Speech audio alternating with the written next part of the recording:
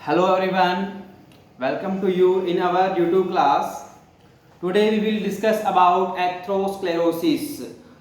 आज हम जिस टॉपिक पे बात करने वाले हैं वो रहेगा एथेरोस्क्लेरोसिस। एथेरोस्क्लेरोसिस को हम आर्टेरियोस्क्लेरोसिस भी बोलते हैं। तो आज का जो टॉपिक है वो क्या है? एथेरोस्क्लेरोसिस, और इसको हम आर्टेरियोस्क्लेरोसिस भी बोलते हैं। कॉमनली इसका जो मतलब होगा, मीन्स होगा, उसकी बात करें तो क्या होगा? जो एथ्रो या आर्टरियो है, इसका मतलब होगा कि जो आर्टरी है उसके अंदर, और स्क्लेरोसिस का मतलब होता है थ्रोम्बस बन रहा है। मतलब जब आर्टरी के अंदर लिपिड्स का या कोलेस्ट्रॉल का प्लग बन रहा है, उसकी वजह से वहां पर ब्लॉकेज आ रही है, ब्लड है वो ऑब्स्ट्रक्ट हो रहा है, या यूं कहें कि जो नॉर्मल जो डायमीटर है आर्टरी का वो ऑब्स्ट्रक्ट हो रहा है, नॉर्मल डायमीटर है वो कम हो रहा है किसी थ्रोम्बस बनने की वजह से। जो थ्रोम्बस है वो लिपिड या कोलेस्ट्रॉल का बन सकता है। तो जो ये डायमीटर है आर्टरी का जो कम हो रहा है स्क्लेरोसिस की वजह से, थ्रोम्बस की वजह से, इसको हम बोलेंगे एथेरोस्क्लेरोसिस। तो अगर इसकी डेफिनेशन की बात करें तो इसकी जो डेफिनेशन है वो क्या होगी? It is a condition in which an artery wall is thickened or hard by an abnormal accumulation of lipid and fat substance in the artery। मतलब जब आर्टरी के अंदर अबनॉर्मल अकोमोलेशन हो जाए इस चीज का, लिपिड का और फैट का, लिपिड और फैट है वो अब नॉर्मली जब आर्टरी के अंदर अकोमुलेट होना स्टार्ट हो जाएंगे, और आर्टरियल वाल को जो ये डायमीटर है, इस डायमीटर को, इसकी जो वाल है इसको थिक कर देंगे, मोटा कर देंगे, और इसको हार्ड नहीं कर देंगे, इसके अंदर प्लग बना लेंगे, एंड प्लग। जब इसके अंदर प्लग बना लेंगे, मतलब उसके अंदर थ्रोम्बस बना लेंगे, तो उसको हम बोलेंगे आर्टेरियोस्क्लेरोसिस या एथेरोस्क्लेरोसिस। ठीक है स्टूडेंट्स, नेक्स्ट हम बात करें इसके कोजेस की, कि इसके जो कोज है वो क्या कोज हो सकते हैं। तो जो इसके कोज है वो हम दो टाइप्स में पढ़ेंगे। फर्स्ट वन हम बात करेंगे मॉडिफाइएबल, मतलब जिनको हम मॉडिफाई कर सकते हैं, जिनको हम चेंज कर सकते हैं। ऐसे एथेरोस्क्लेरोसिस के कोजेस जिनको हम चेंज कर सकते हैं, और जो एथेरोस्क्लेरोसिस की कंडीशन हो रही है उससे हम प्रिवेंट हो सकते हैं। और सेकंड हम बात करेंगे नॉन मॉडिफाइएबल की। तो फर्स्ट में हम बात करेंगे मॉडिफाइएबल रिस्क फैक्टर या मॉडिफाइएबल जो कोजेज है एथेरोस्क्लेरोसिस के, वो कौन कौन से होंगे। तो फर्स्ट में हम बात करें मॉडिफाइएबल के अंदर हाई ब्लड कोलेस्ट्रॉल। अगर बॉडी में जो ब्लड है, ब्लड के अंदर जो कोलेस्ट्रॉल का लेवल है वो अगर ज्यादा हो जाता है, नॉर्मली हम बात करते हैं कि 160 से mg/dl से जो कोलेस्ट्रॉल का लेवल है ब्लड के अंदर वो कम रहना चाहिए। 160 mg/dl से जो ब्लड कोलेस्ट्रॉल का लेवल है वो ब्लड के अंदर रहना चाहिए। अगर इससे ज्यादा कोलेस्ट्रॉल का लेवल हो जाता है तो हम रिस्क फैक्टर में चले जाते हैं, या वो कोज कर सकता है कि आर्टरी के अंदर वो थ्रोम्बस कर दे, आर्टरी के अंदर वो जमा होना स्टार्ट हो जाए, और आर्टरी है वो ब्लॉक हो जाए, और जो ये कंडीशन है वो क्रिएट हो जाए। तो जैसे हमने स्टार्ट किया था ये टॉपिक कार्डियोवास्कुलर, तो स्टार्टिंग में मैंने आपको कोलेस्ट्रॉल जहाँ पर हम स्टडी कर रहे थे वहाँ बताया था गुड और बैड कोलेस्ट्रॉल, LDL और HDL की हमने बात की थी, लो डेंसिटी लाइपोप्रोटीन और हाई डेंसिटी लाइपोप्रोटीन की बात की थी, जिसमें मैंने बताया था कि जो LDL होता है वो बैड कोलेस्ट्रॉल उसको हम बोलते हैं। उसको बैड कोलेस्ट्रॉल क्यों बोलते हैं? क्योंकि LDL के अंदर क्या होता है कि जो कोलेस्ट्रॉल होता है वो लीवर से ब्लड के अंदर आता है। जब कोलेस्ट्रॉल लीवर से ब्लड के अंदर आ रहा होता है तो उसको हम बैड कोलेस्ट्रॉल बोलते हैं। तो जो LDL होता है उसकी जो रेंज होती है उसमें अगर कितनी रेंज हो जाए तो वो हमारे लिए रिस्क फैक्टर होगा। तो इसमें हम बात करें, अगर जो LDL होता है उसका जो नॉर्मल लेवल है वो 130 mg/dl से लेस रहता है, लेस देन 130 mg से कम रहेगा, से लेस रहेगा तो लेस रिस्क होगा। मतलब अगर LDL का लेवल इससे कम रहता है तो हमें रिस्क है वो कम रहेगा एथेरोस्क्लेरोसिस होने का। और वहीं अगर जो LDL का लेवल है वो मोर देन 160 हो जाता है, 160 mg/dl से ज्यादा हो जाता है, तो वो हाई रिस्क क्रिएट करता है। और अगर ये लेवल 200 से ऊपर हो जाए तो वो वहां पर जाके क्या है, एथेरोस्क्लेरोसिस है वो कोज कर सकता है। 200 हो जाए, 240 हो जाए तो वो क्या है, एथेरोस्क्लेरोसिस की कंडीशन क्रिएट कर सकता है। नेक्स्ट हम बात करें HDL की। जो हाई डेंसिटी लाइपोप्रोटीन होता है वो हमने बात की थी कि गुड कोलेस्ट्रॉल होता है। गुड कोलेस्ट्रॉल क्यों होता है, क्योंकि इसके अंदर क्या होता है, जो कोलेस्ट्रॉल होता है वो ब्लड से लिवर के अंदर जा रहा होता है, इसलिए हम इसको गुड कोलेस्ट्रॉल बोलते हैं। तो इसका जो लेवल है अगर वो मोर देन 60 mg/dl रहता है, गुड कोलेस्ट्रॉल का लेवल अगर ब्लड के अंदर 60 mg से अबो रहेगा तो वो हमारे लिए रिस्क फैक्टर में कम होगा, लेस रिस्क फैक्टर होगा। अगर इसका लेवल मान लो HDL का लेवल ब्लड के अंदर और कम हो जाए, अगर 60 से कम हो जाए तो वो क्या है, मोर रिस्क फैक्टर होगा, मतलब वो ब्लड के अंदर अगर कम हो जाएगा तो वो जो एथेरोस्क्लेरोसिस है वो कोज कर सकता है। नेक्स्ट हम बात करें हाई कोलेस्ट्रॉल के बाद नेक्स्ट जो मॉडिफाइबल फैक्टर है उनकी। मॉडिफाइबल क्यों है कि कोलेस्ट्रॉल को हम चेंज कर सकते हैं। अगर हम डाइट में कोलेस्ट्रॉल ज़्यादा ले रहे हैं तो हम कोलेस्ट्रॉल को कम लेंगे ताकि जो लेवल है वो कम हो जाए और जो ब्लड के अंदर क्लॉट बन रहा है वो ना बने। नेक्स्ट वन है स्मोकिंग। अगर हम स्मोकिंग कर रहे हैं तो क्या होगा, वेसल्स का कंस्ट्रक्शन हो जाएगा, मतलब स्मोकिंग की वजह से भी एथेरोस्क्लेरोसिस हो सकता है।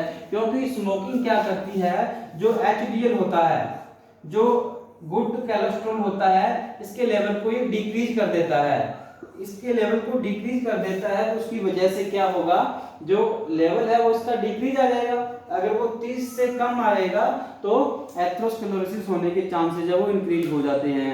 नेक्स्ट हम बात करें हाइपरटेंशन। अगर हाइपरटेंशन की कंडीशन पेशेंट को पहले से है, हाइपरटेंशन के कोज क्या है वो हमने पढ़े हैं, ठीक है। तो हाइपरटेंशन है तो हाइपरटेंशन की कोज भी प्रेजेंट होंगे। तो जो हाइपरटेंशन के कोज अगर प्रेजेंट है बॉडी में तो वो भी रिस्क फैक्टर होते हैं एथेरोस्क्लेरोसिस के, इसको भी हम मॉडिफाई कर सकते हैं। Next one diabetes mellitus. अगर पेशेंट को डायबिटीज मेलाइटस की कंडीशन है तो उस कंडीशन में क्या होगा, फैट है वो ज्यादा अक्यूमुलेट होगी, ओबेसिटी है वो ज्यादा आएगी, तो उस कंडीशन में भी पेशेंट को एथेरोस्क्लेरोसिस हो सकता है। Less physical activity. अगर पेशेंट है वो लेस फिजिकल एक्टिविटी, मतलब उसका सेडेंटरी लाइफस्टाइल है, वो लेजी टाइप का है या कोई भी फिजिकल एक्सरसाइज नहीं कर रहा है, तो उस कंडीशन में पेशेंट को एथेरोस्क्लेरोसिस हो सकता है। ओबेसिटी है, फैट ज्यादा अक्यूमुलेट हो गया है बॉडी में तो वो कर सकता है। Next stress. अगर स्ट्रेस की कंडीशन है, हार्मोनल डिसबैलेंस हो गया है तो उस कंडीशन में भी एथेरोस्क्लेरोसिस हो सकता है। Lack of estrogen in female. अगर फीमेल के अंदर एस्ट्रोजन का लेवल है वो डिक्रीज हो जाता है, मोस्टलिस्टेक्टमी या मेनोपॉज के बाद क्या इसका लेवल है वो डिक्रीज हो जाता है। तो अगर एस्ट्रोजन का लेवल डिक्रीज हो जाता है तो फीमेल के अंदर भी जो एथेरोस्क्लेरोसिस है वो कोज हो सकते हैं। नेक्स्ट वन है इंफ्लेमेटरी एब्नॉर्मलिटी। अगर इंफ्लेमेटरी एब्नॉर्मलिटी है, अगर वेसल्स के अंदर अबनॉर्मल इंफ्लेमेशन हो रही है तो उस इंफ्लेमेशन की वजह से वहां पर प्लग आउट हो सकता है, प्लग वहां पे बन सकता है, और प्लग बन जाएगा तो ब्लड सप्लाई नहीं होगी, प्लग बनेगा तो वो वहां पे थ्रोम्बस क्रिएट करेगा और एथेरोस्क्लेरोसिस है वो क्रिएट हो जाएगा। तो ये हमने बात की थी कोजेस की, और कोजेस के अंदर ये हमने बात की थी मॉडिफाइएबल, जो जिनको कि हम मॉडिफाई कर सकते हैं। अब नेक्स्ट हम बात करेंगे ऐसे कोजेज या ऐसे रिस्क फैक्टर ऑफ एथेरोस्क्लेरोसिस जो कि नॉन मॉडिफाइएबल होते हैं। नॉन मॉडिफाइएबल मतलब ऐसे फैक्टर जिनको हम मॉडिफाई नहीं कर पाते, मतलब जिसको हम चेंज नहीं कर पाएंगे। जैसे क्या होगा, फर्स्ट वन हम बात करें तो एज। जो पेशेंट की एज होती है, इंक्रीजिंग एज, मतलब जो एज इंक्रीजिंग, जो पेशेंट की एज है वो रेगुलर बढ़ रही है तो उसको हम कम नहीं कर सकते। और ओल्ड एज में क्या होता है, मोस्टली एथेरोस्क्लेरोसिस की कंडीशन है वो देखने को मिलती है क्योंकि इलास्टिसिटी कम हो जाती है। ओके, नेक्स्ट वन हम बात करें जेंडर। तो जो जेंडर है उसको हम चेंज नहीं कर सकते। तो जो मेल होते हैं उनके अंदर मोर रिस्क फैक्टर होता है एथेरोस्क्लेरोसिस होने का, क्योंकि फीमेल के अंदर एस्ट्रोजन हार्मोन्स प्रेजेंट होता है, उसकी वजह से एथेरोस्क्लेरोसिस की कंडीशन है वो कम देखने को मिलती है, और अगर मिलती है तो वो मेनोपॉज के बाद देखने को मिलती है। तो जेंडर को हम चेंज नहीं कर सकते। नेक्स्ट हम बात करें रेस की। रेस के अंदर जो मोस्टली अफ्रीकन जो होते हैं उनके अंदर क्या ज्यादा देखने को मिलता है, तो जो स्पेसिफिक कास्ट है या जो स्पेसिफिक प्रजाति है उसकी वजह से भी हो सकता है, तो उसको हम चेंज नहीं कर सकते। दूसरा है फैमिली हिस्ट्री।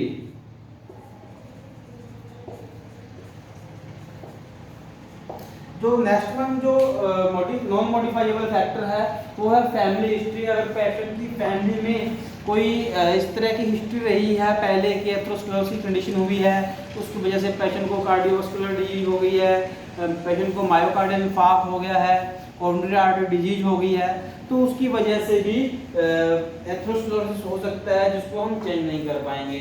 तो ये हमने बात की मॉडिफाइबल और नॉन मॉडिफाइबल फैक्टर की।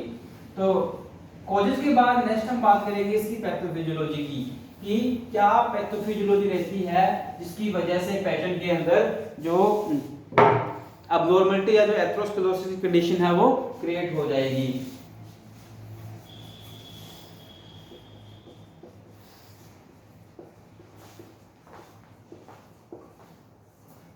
पैथोफिजियोलॉजी में सबसे पहले हम बात करें due to etiological factor.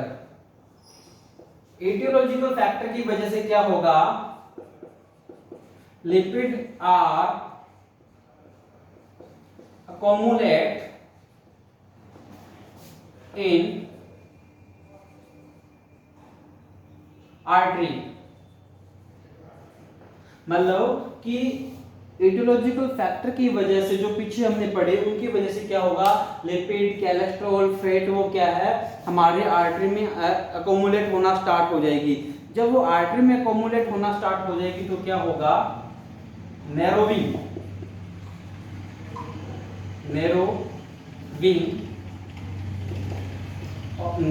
Of lumen of the arteries का जो ल्यूमन्स है वो नैरो हो जाएगा। मतलब कि अगर जैसे मान लो ये हम बात करें कि नॉर्मल आर्टरी का डायमीटर है, अगर इसके अंदर लिपिड फैट इकट्ठा होना स्टार्ट हो गया, मान लो इस तरह से अकोमुलेट होना स्टार्ट हो गया, तो क्या है ये डायमीटर है वो जो कम हो जाएगा, ल्यूमन है वो कम हो जाएगा। जब ल्यूमन है वो कम हो जाएगा तो क्या होगा, blood flow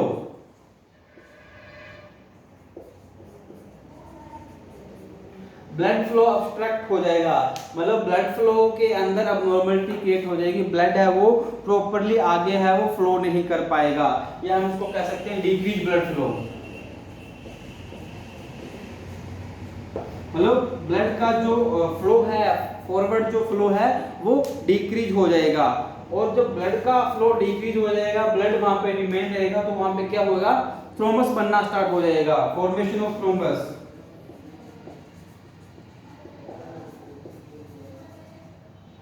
formation of thrombus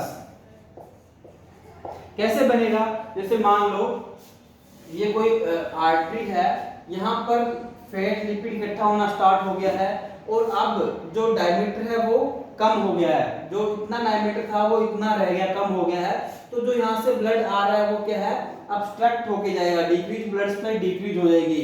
तो जो डायमीटर है वो नैरो होने की वजह से फ्लो ऑब्स्ट्रक्ट हो जाएगा, और फ्लो जब ऑब्स्ट्रक्ट होगा तो क्या है, यहाँ पर थ्रोम्बस फॉर्मेशन होना स्टार्ट हो जाएगा, क्योंकि जब ब्लड जा रहा है तो उसके अंदर जो कोएगुलेशन फैक्टर जैसे प्लेटलेट्स है, हम कह सकते हैं कि जो प्लेटलेट्स है वो क्या है, यहाँ पर अकोमुलेट होना स्टार्ट हो जाएगी, ब्लड के अंदर जो कोलेस्ट्रॉल लिपिड है वो और ज्यादा आकर वहां पर डिपॉजिट होना स्टार्ट हो जाएंगे। जब ये सब यहाँ पर आकर डिपॉजिट होना स्टार्ट हो जाएंगे तो क्या होगा, ऑब्स्ट्रक्शन, जो ब्लड फ्लो है उसके अंदर और ज्यादा ऑब्स्ट्रक्शन आएगा, obstruction increase in blood flow. मतलब ब्लड फ्लो के अंदर जो ऑब्स्ट्रक्शन जो आ रहा था इधर वो क्या है, और ज्यादा इंक्रीज हो जाएगा। तो जब और ज्यादा ब्लड फ्लो इंक्रीज हो जाएगा तो कंडीशन में हम उसको बोलेंगे एथेरोस्क्लेरोसिस। मतलब जब उसके अंदर क्या हो गया, प्लग बन गया, मतलब यहाँ पर एक तरह का प्लग, मतलब ब्लॉकेज आ गई है जिसकी वजह से ब्लड फ्लो है और ज्यादा ऑब्स्ट्रक्ट हो रहा है, तो इसको हम बोलेंगे एथेरोस्क्लेरोसिस। हमने पढ़ा था कि आर्टरी के अंदर लिपिड फेट एक्युमुलेट होने की वजह से अगर उसकी वाल है वो हार्ड हो जाती है या थिन हो जाती है तो उसको हम एथेरोस्क्लेरोसिस बोलेंगे। तो यहाँ पे क्या हुआ, थ्रोम्बस की फॉर्मेशन हो गई है, आर्टरी का ल्यूमन कम हो गया है, वो हार्ड हो गई है, उसका जो डायमीटर है ल्यूमन है वो कम हो गया है, तो उस कंडीशन को हम बोलेंगे एथेरोस्क्लेरोसिस। तो क्या है, पेशेंट के अंदर एथेरोस्क्लेरोसिस की कंडीशन है वो अक्सर हो जाती है। तो ये इसकी पैथोफिजियोलॉजी रहेगी। ठीक है, नेक्स्ट पैथोफिजियोलॉजी के बाद नेक्स्ट हम बात करें development stage of atherosclerosis. The stage of development stage.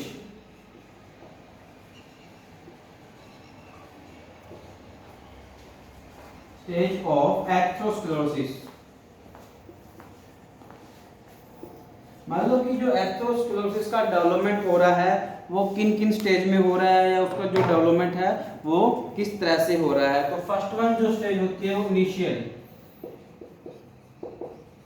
Initial या इसको हम बोलते हैं endothelium endothelial layer dysfunction. Layer dysfunction मतलब कि क्या होता है कि जो लीजन बनना स्टार्ट हो जाता है, मतलब थ्रोम्बस का फॉर्मेशन होना जस्ट इनिशिएट होता है, स्टार्ट होता है। एंडोथेलियल जो लेयर होती है, मतलब कि जो हम बात करते हैं कि वेसल्स की जो लेयर होती है, जो इंटाइमा लेयर्स जो होती है उसके अंदर क्या है कि वहां पर लीजन बनना स्टार्ट हो जाएगा। जैसे हम बात करें, ये नॉर्मल वेसल है, इसके अंदर ये इसकी लेयर्स है, तो जो ट्यूनिका इंटाइमा जो लेयर है, जो एंडोथेलियल जो लेयर है, यहाँ पे क्या होगा, जो लीजन बनना है वो स्टार्ट हो जाएगा। मतलब fat start initiate the accumulation of fat या लिपिड हम बात कर रहे हैं। मतलब यहाँ पर फैट या लिपिड है वो अकोमुलेट स्टार्ट हो जाएगा, but diameter is not decrease. मतलब इसके अंदर जो डायमीटर है वो डिक्रीज नहीं होगा, बस जो लीजन बनना है वो स्टार्ट होगा। तो ये सब होगा फर्स्ट स्टेज के अंदर। उसके बाद है सेकंड स्टेज। सेकंड स्टेज को हम बोलते हैं फैटी स्ट्रेक इन इंटाइमा। फैटी स्ट्रेक इन इंटाइमा। जो ट्यूनिका एंटाइमा होती है वहां पर क्या है, फैट है वो सेल्स के अंदर फैट है वो बिल्डअप होना स्टार्ट हो जाती है। मतलब क्या होता है, जैसे ये एस्ट्रीमा होगी, ये मीडियम होगी और ये इंटरनल जो इंटाइमा की हम बात करें वो इंटाइमा एस्ट्रीमा होगी। तो जो इंटाइमा जो लेयर है इसके अंदर क्या है, लिपिड एक्युमुलेट होना स्टार्ट हुआ था।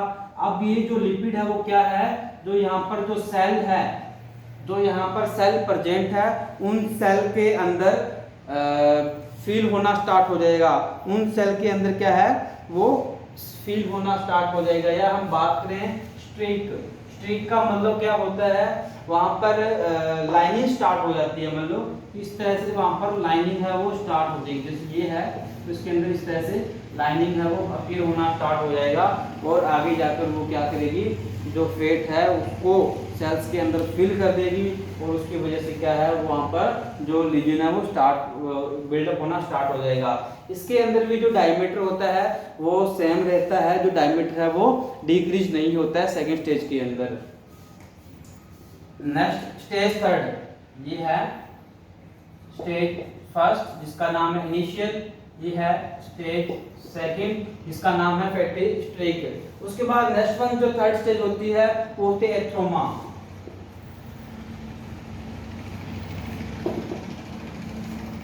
एथ्रोमा, एथ्रोमा में क्या होगा कि जैसे ये वेसल्स की लेयर थी, तो एथ्रोमा में क्या होगा कि जो यहाँ पर जो लिपिड कम्युलेट होना स्टार्ट हुआ था सेल के अंदर, वो क्या होगा, एक्स्ट्रा सेलुलर हो जाएगा, मतलब कि वो इस तरह से बिल्डअप हो जाएगा। यहाँ पे जो फैट इकट्ठा हुआ था वो क्या है, एक्स्ट्रा सेलुलर हो जाएगा। This is characterise is more extracellular lipid, मतलब जो एक्स्ट्रा सेलुलर लिपिड है वो ज्यादा इकट्ठा हो जाएगा, फाइबर टिश्यू का वहां पे फॉर्मेशन होना स्टार्ट हो जाता है, और जो डायमीटर है वो जो डिक्रीज होना स्टार्ट हो जाता है, डायमीटर इज डिक्रीज,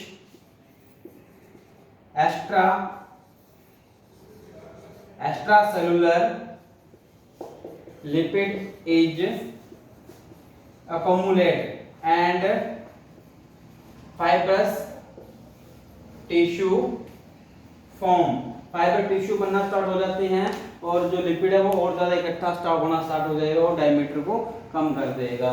तो ये थर्ड स्टेज थी, स्टेज थर्ड।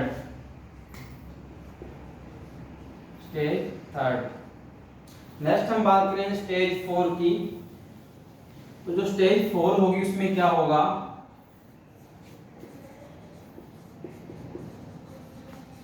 Complicated legion. जो लीजन है वो कॉम्प्लिकेट हो जाएगा, मतलब जिस तरह से हमने पीछे पढ़ा था कि इस तरह से फॉर्मेशन हो रही थी, तो अब ये जो फॉर्मेशन है वो और ज्यादा हो जाएगी, मतलब कि लीजन है वो और ज्यादा इंक्रीज हो जाएगा, और डायमीटर है वो और ज्यादा इसके अंदर डिक्रीज होता है। इसके अंदर क्या होता है, जो एथ्रोमा होता है वो रप्चर होना स्टार्ट हो जाता है, एथ्रोमा है वो रप्चर होना स्टार्ट हो जाएगा, मतलब कि वो वेसल्स के अंदर आना स्टार्ट हो जाता है। जैसे मान लो यहाँ से ये रप्चर हो जाएगा, इसको हम बोलते हैं रप्चर एथ्रोमा, मतलब कि जो लिपिड है वो वेसल्स के जो डायमीटर है उसके अंदर आना स्टार्ट हो जाएगा, और यहाँ पर इस तरह से वो स्प्रेड हो जाएगा। जब इस तरह से स्प्रेड हो जाएगा उसको हम बोलेंगे कॉम्प्लिकेटेड लीजन, मतलब इसके अंदर जो डायमीटर है वो और ज्यादा डिक्रीज हो जाएगा। उसके बाद नेक्स्ट वन होता है complete lesion, stage 4, fifth. 5 stage होती है, ये थी स्टेज 4, ये है स्टेज 5। मतलब कंप्लीट लीजन में क्या होगा कि जो लीजन है वो कंप्लीटली डायमीटर को कवर कर देगा, और जो ब्लड है वो आगे नहीं जा पाएगा। जब ब्लड आगे नहीं जा पाएगा तो आगे इस्चीमिया की कंडीशन क्रिएट हो जाएगी। हार्ट में अगर ब्लड सप्लाई नहीं होगी तो मायोकार्डियल इंफार्क्ट हो जाएगा, मतलब एमआई या हार्ट फेलियर उसको हम बोलते हैं, या कार्डियो जो कोरोनरी आर्टरी डिजीज है वो क्रिएट हो जाती है। तो इस तरह से जो ये लीजन है वो इन 5 स्टेज के अंदर डेवलप होता है। तो ये हमने बात की थी डेवलपमेंट ऑफ एथेरोस्क्लेरोसिस। नेक्स्ट हम बात करें इसके साइन सिग्नल की कि कौन कौन से साइन सिग्नल है वो क्रिएट होंगे। तो साइन सिग्नल सिंपल आपको बता रहा हूं मैं कि अगर ब्लड सप्लाई नहीं होगी तो हाइपरटेंशन में जो साइन सिग्नल क्रिएट हो रहे थे वो यहाँ पे क्रिएट होंगे। जैसे हम बात करें कि पेशेंट को इस्चीमिया की कंडीशन होगी, मतलब ब्लड सप्लाई नहीं होगा तो आगे ऑक्सीजन सप्लाई नहीं होगी तो पेशेंट को इस्चीमिया हो जाएगा। पेशेंट को चेस्ट पेन होगा, मतलब जब इस्चीमिया होगा तो एंजाइना पेक्टोरोसिस की कंडीशन है वो क्रिएट हो सकती है। कार्डियक आउटपुट है वो प्रॉपर नहीं होगी। डायफोरेसिस, मतलब पेशेंट को स्वेटिंग है वो इस कंडीशन में ज़्यादा होगी। डिस्निया, पेशेंट को सांस लेने में प्रॉब्लम हो सकती है। पेशेंट की जो ईसीजी हम जब करवाते हैं तो जो PQRST जो वेव होती है या PRST जो सेगमेंट होता है उनके अंदर भी अबनॉर्मलिटी है वो देखने को मिलती है। कार्डियक एंजाइम का लेवल वो इंक्रीज हो जाता है। जैसे हमने पढ़े थे कार्डियक एंजाइम काइनेज हमने पढ़ा था, मायोकाइनेज मायोग्लोबिन हमने पढ़ा था। लास्ट जब मैं असेसमेंट करवाया था वहाँ पे आपको बताया था इनकी जो नॉर्मल लेवल है वो भी बताए थे। तो क्या है, उनका लेवल है वो इंक्रीज होना स्टार्ट हो जाता है ब्लड के अंदर। नेक्स्ट वन है पेशेंट को मायोकार्डियल इंफार्क्ट हो सकता है, कोरोनरी आर्टरी डिजीज है वो हो सकती है। पेशेंट को कार्डियक अरेस्ट है वो हो सकता है। तो जो ये मैंने बताए हैं वो कॉमन सिम्टम है वो क्रिएट हो सकते हैं, अक्कर हो सकते हैं एथेरोस्क्लेरोसिस की वजह से। नेक्स्ट वन हम बात करें डायग्नोसिस की, तो जो डायग्नोसिस के अंदर हम पढ़ेंगे उसके अंदर हम कंप्लीट उसकी हिस्ट्री और फिजिकल एग्जामिनेशन, पेशेंट की कंप्लीट हम हिस्ट्री लेंगे, उसका हम पूरा फिजिकल एग्जामिनेशन करेंगे। उसके बाद नेक्स्ट वन है हम वो ब्लड इन्वेस्टिगेशन करवाएंगे कि ब्लड के अंदर जो कोलेस्ट्रॉल का लेवल है वो कितना है, या जो कार्डियक एंजाइम है उनका लेवल है वो क्या आ रहा है। उसके बाद होता है डॉपलर यूएसजी। हम बात करें history of patient, physical examination, blood investigation. Blood investigation के अंदर हम लिपिड प्रोफाइल टेस्ट करेंगे, जो कार्डियक एंजाइम है वो हम चेकअप करेंगे। उसके बाद नेक्स्ट अगर हम बात करें तो है वो डॉपलर यूएसजी करवाएंगे। उसके अंदर क्या होगा कि हम जो डिफरेंट जो वेसल्स होती है वहां पर हम स्टडी करेंगे कि जो प्रेशर है ब्लड का वो कितना आ रहा है। तो डॉपलर यूएसजी के बाद नेक्स्ट वन जो हम करेंगे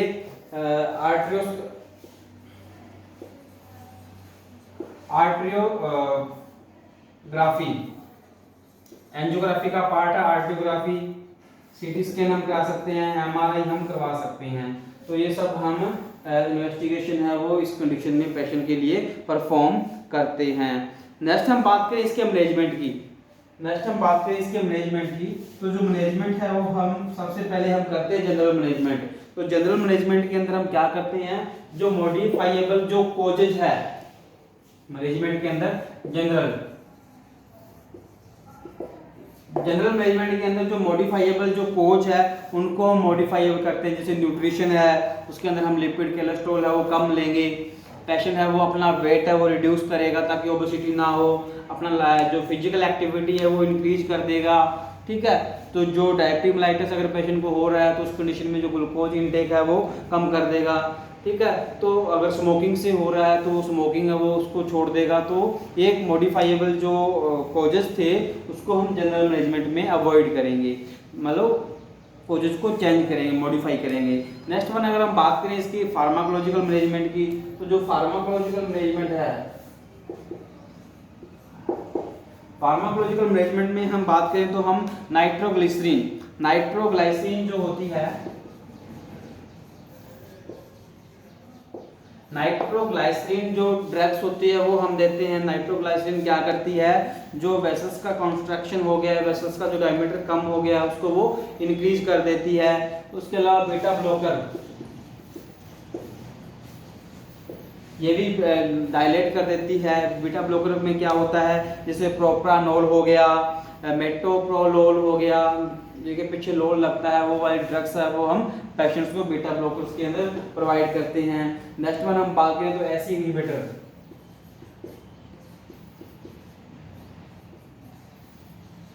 जो एसी इनहिबिटर ड्रग्स होती है, एंजियोटेंसिव कन्वर्टिंग एंजाइम्स जो ड्रग है वो पेशेंट को देते हैं, जो क्या करता है हार्ट के ऊपर जो ओवरलोड होता है उसको डिक्रीज कर देता है। इसके अलावा नेक्स्ट कैल्शियम चैनल ब्लॉकर,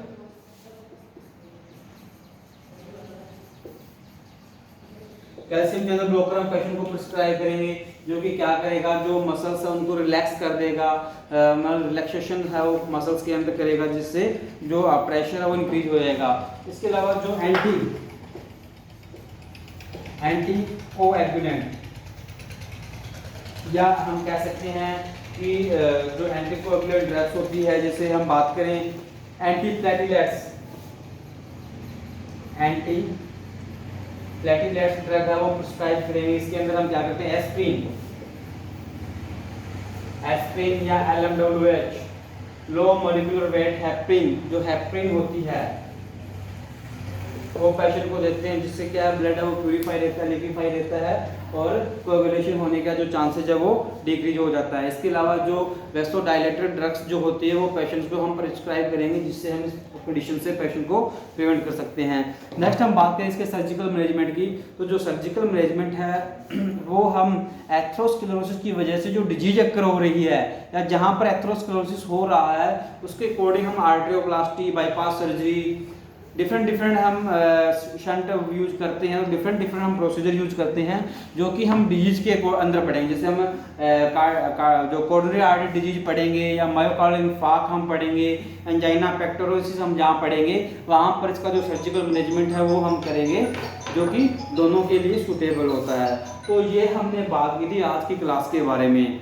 तो एथेरोस्क्लेरोसिस आई होप कि आपको अच्छे से समझ आ गया होगा। अब एथेरोस्क्लेरोसिस की वजह से कौन सी डिजीज होती है वो हम नेक्स्ट क्लास में करेंगे। डिजीज वाइज हम इसका मैनेजमेंट, जो सर्जिकल मैनेजमेंट है वो डिजीज वाइज हम करेंगे। वहीं पर एथेरोस्क्लेरोसिस का मैनेजमेंट है, जो सर्जिकल मैनेजमेंट है वो हम कंप्लीट करेंगे। Thank you.